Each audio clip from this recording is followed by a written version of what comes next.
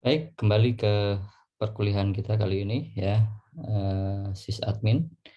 Pokok bahasan kita kali ini yaitu database server ya, di mana tentu ini menjadi salah satu tools untuk memberikan satu layanan kepada klien ya terkait dengan database ya.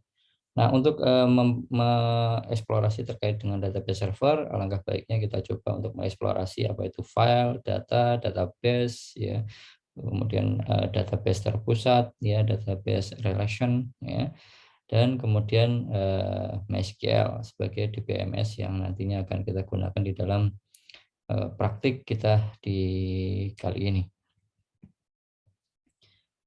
File atau file management system ya, di dalam sistem pengelolaan file ya tentu tidak lepas dari pada create ya, update, copy, delete ya, seperti itu.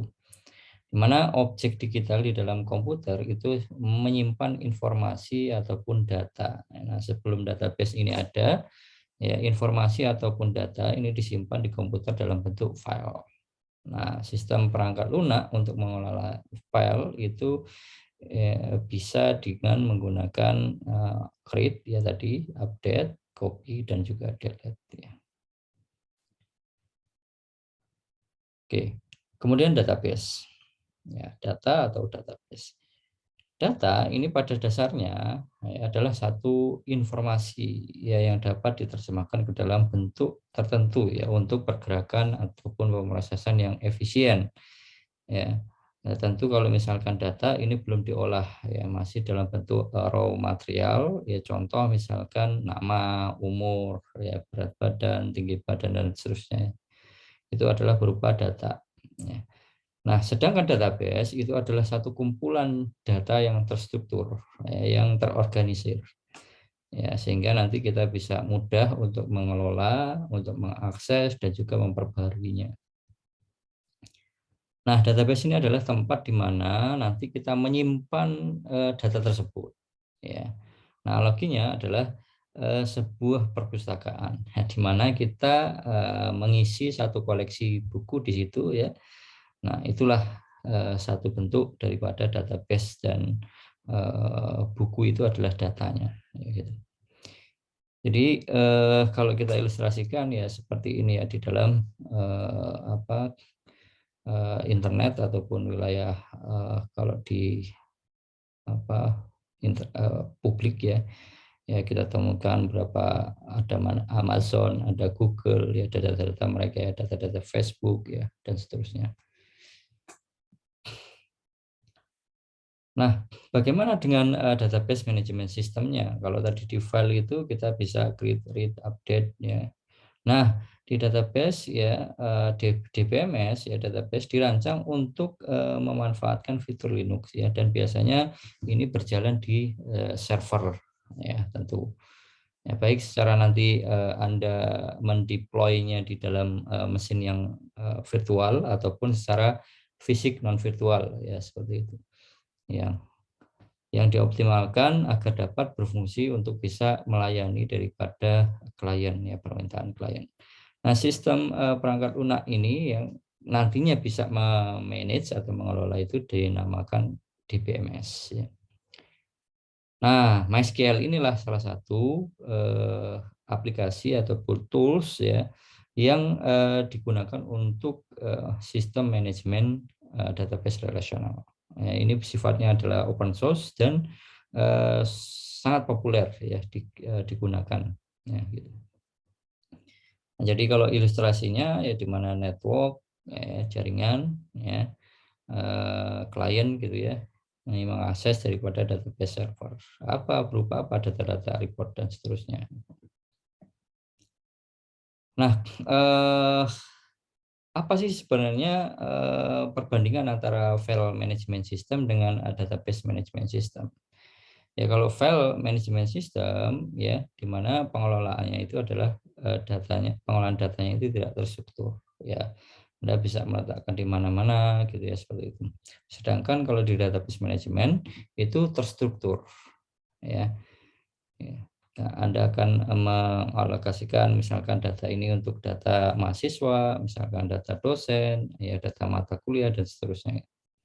Nah, kemudian di file management system itu user harus mengetahui lokasi di mana file yang hendak diakses. Artinya di mana lokasi file itu berada. Ya, tetapi kalau di dalam database ya user tidak perlu mengetahui lokasi di mana ya data disimpan, melainkan cukup dengan mengetahui lokasi daripada DBMS-nya. Ya.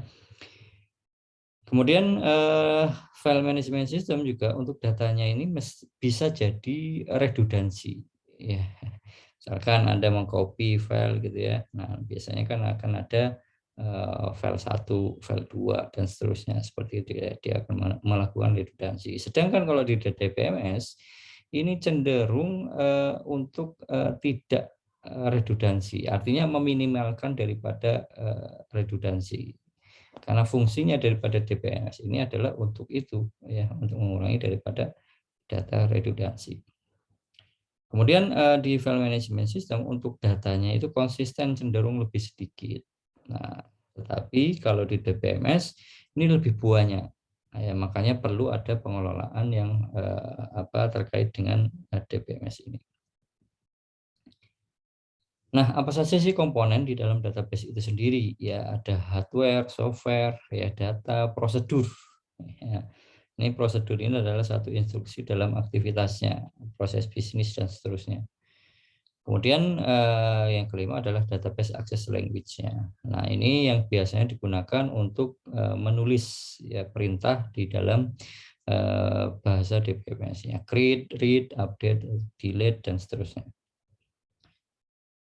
Oke. Nah, lalu bagaimana biasanya kalau kita berbicara terkait dengan database, itu ada database terpusat, ada database terdistribusi. Maksudnya adalah ini keduanya adalah bagaimana arsitektur dalam mendeliverynya, ya, gitu, mendelivery mana ke klien. Kalau database terpusat itu informasinya, datanya itu tersimpan di dalam satu tempat ya, yang terpusat gitu. Dan pengguna dari berbagai tempat itu dapat mengaksesnya di dalam satu pusat itu. Ya, seperti itu.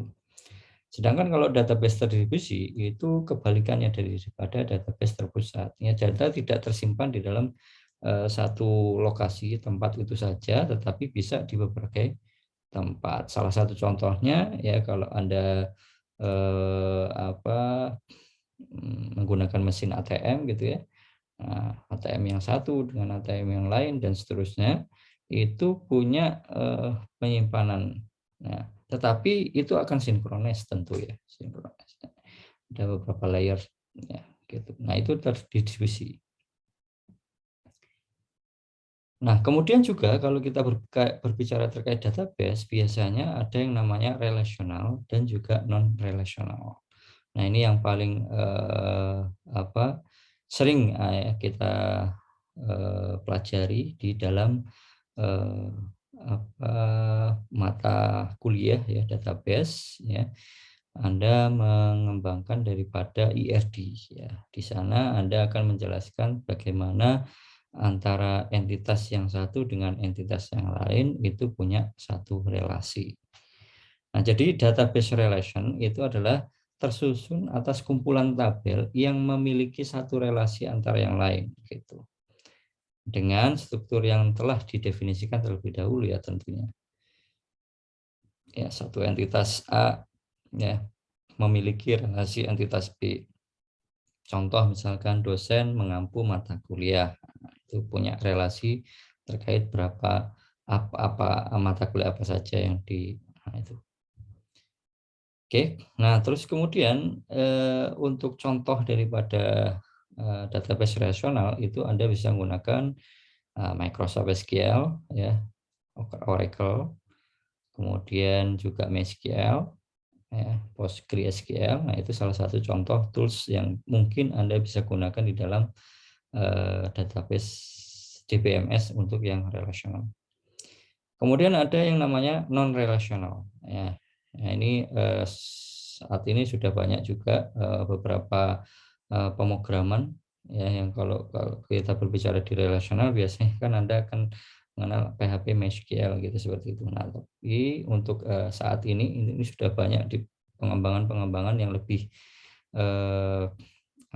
lebih baru ya, di mana itu menggunakan NoSQL, beberapa pemrograman yang digunakan ya seperti MongoDB ya, dan seterusnya, itu Cassandra ya. Nah, database non relasional ini adalah database yang tersusun atas kumpulan key value, kolom ya, dokumen ataupun graph ya, seperti itu. Nah, contoh-contoh daripada kalau misalkan yang menggunakan key value itu ada React ya, Redis ya, sedangkan kolom itu ada Cassandra, Hebet ya. Kemudian dokumen itu ada MongoDB ya. Untuk graph itu ada Neo4j ya, 4H ya. Kemudian HyperGraphDB ya. Nah, ini salah satu contoh ya. Nah, biasanya juga non relasional ini selain dia NoSQL adalah dia object oriented. Artinya data yang representasinya mengadopsi daripada object oriented programming.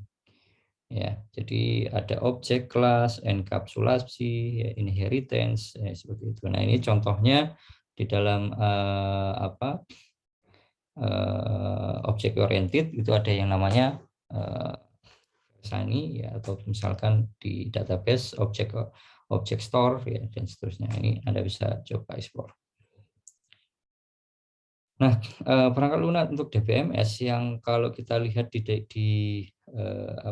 yang populer ya di internet, Anda bisa cek di ini, saya ambil dari DB Engine ya, ranking Desember 2020 ya, ada 343 jenis database ya.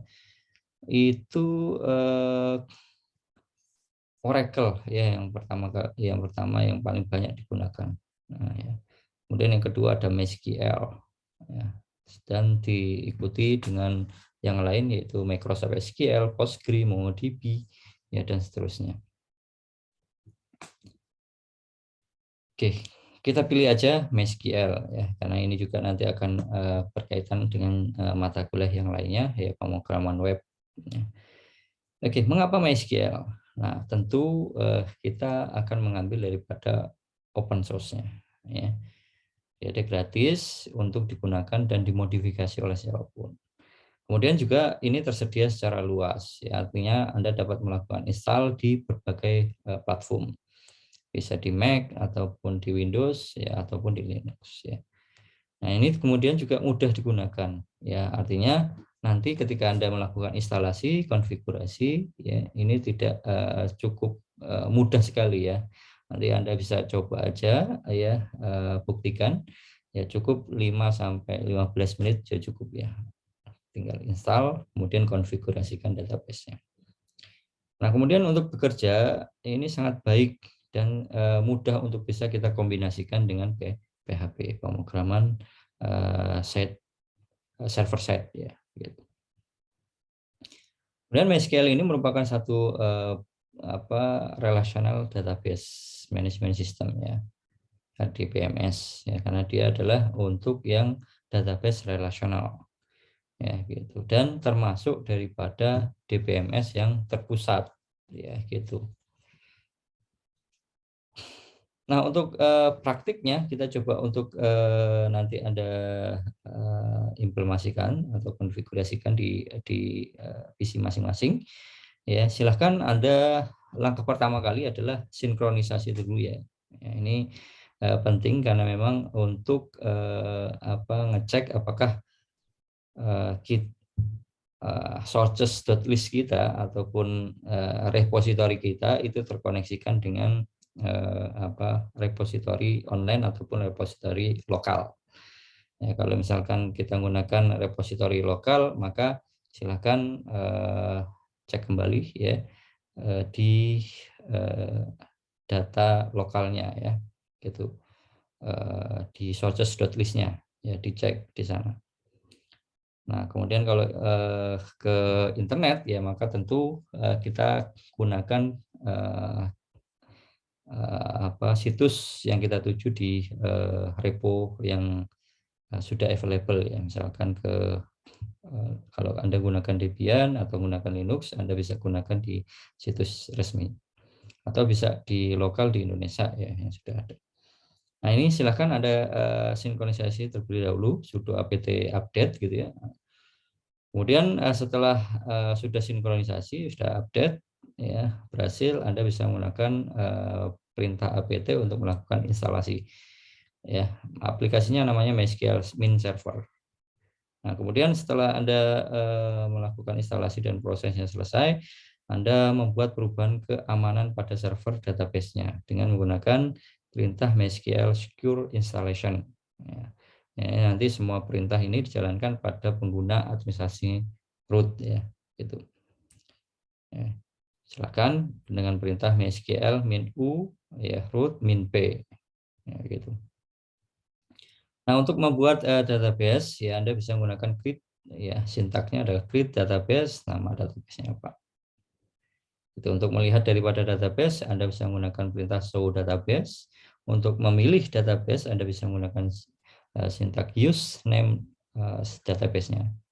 Ya, kemudian untuk membuat database MySQL baru ya menggunakan utilitas daripada MySQL admin. Ya. Nah, ini saya pikir beberapa perintah-perintah yang sering Anda gunakan di dalam mata kuliah database. Ya. Oke, untuk eksplorasi lebih jauh Anda silahkan kunjungi di sini ya. Nanti Anda coba-coba beberapa perintah ataupun beberapa sintak di dalam pembuatan database itu sendiri. Baik, mungkin itu saja yang bisa saya sampaikan di perkuliahan kita kali ini. Ya, semoga bermanfaat. Saya akhiri. Assalamualaikum warahmatullahi wabarakatuh.